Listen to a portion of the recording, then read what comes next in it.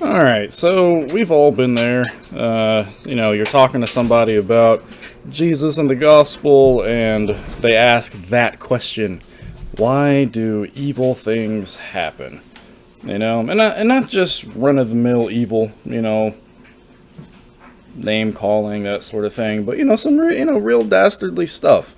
Why are little ones raped? Why do the most atrocious things in war happen? Just anything. Well, this was the question that was asked to me by a fellow paramedic that I was working with last night on the truck. And for those that don't know, this is Amari. Say hello, Amari. Hey. But yeah, I just wanted to take a few minutes just to kind of, talk over how I answer that question.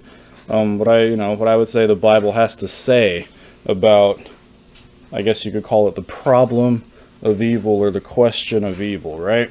I always try to unearth the assumptions underneath the person's question and then answer those assumptions. That's usually, that's usually easier. It's usually more effective. And so I asked them, I said, where do you think evil comes from? Because there's only a couple of options when you think about it logically, right?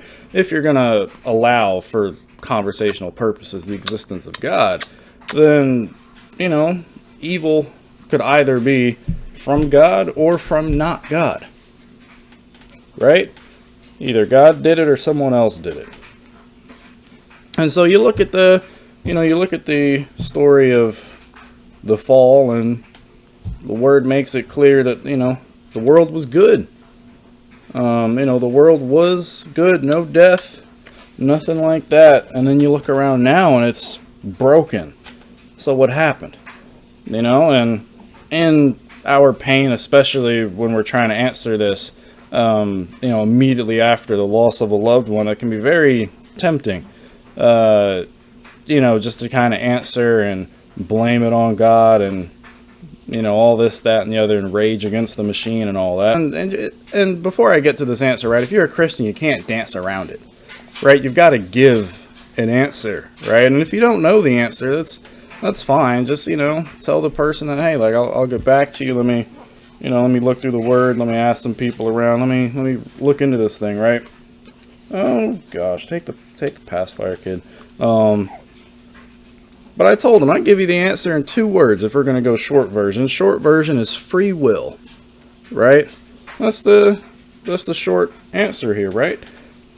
If God is going to create a universe where love is possible, and people have heard this before, but really think about it, right? If you're going to create a universe where love is possible, then the creatures you make have to have the ability to freely choose to love or not, or else it's not really love, it's just programming.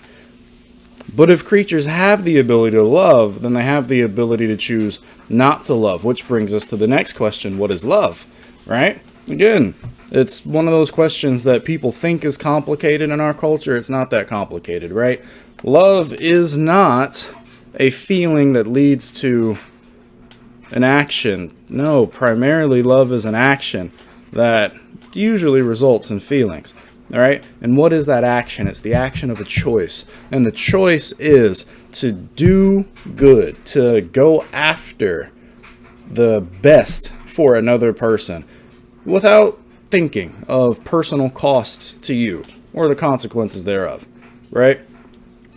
That's what makes friendships friendships. That's what makes family family. This mutual, almost unspoken pact to do what's best for each other, regardless of personal cost, to you individually, right? But that's a choice, right? That's a choice that you can choose to make or choose not to make, right? And if you choose not to make that choice, what are you choosing? Well, you're choosing its opposite. Right? And what is the opposite of love? Not necessarily hate. More just selfish, right?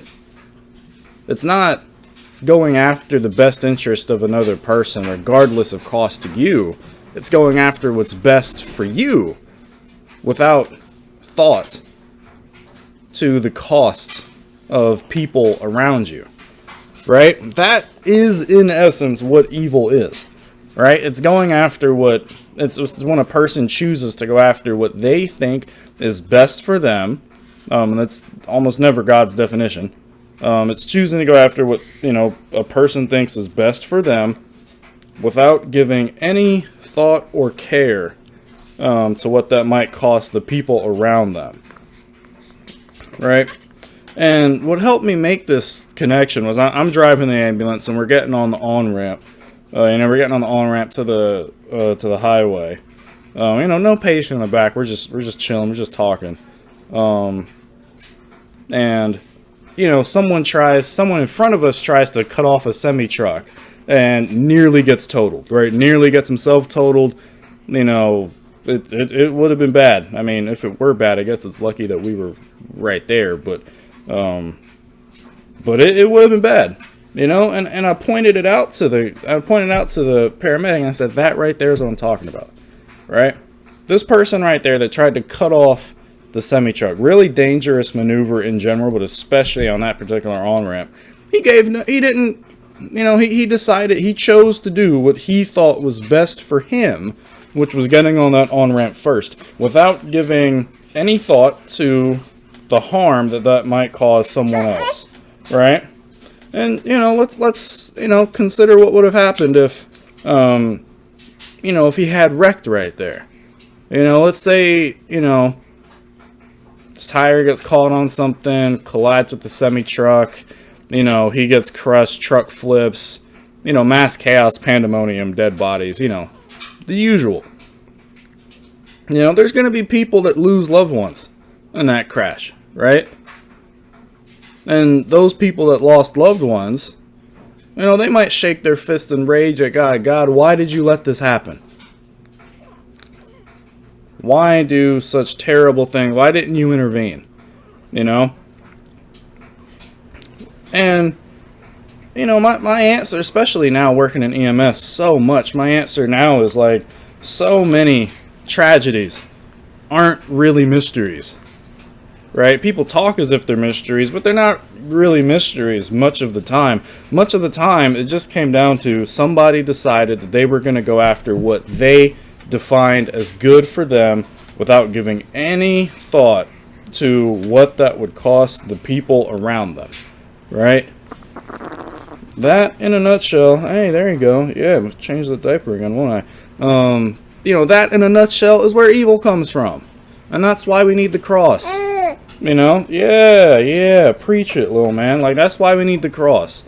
Like, Jesus comes down, God comes down, becomes a man, dies on the cross to pay our penalty for living selfishly, to the destruction of God's good creation around us.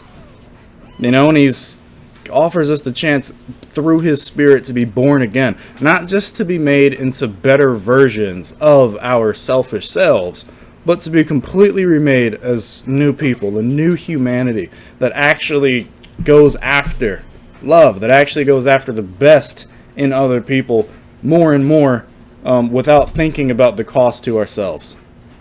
Right? That's new humanity, and we fight that flesh day in and day out that wants us to go in the opposite direction. But I mean, that's Christianity, man.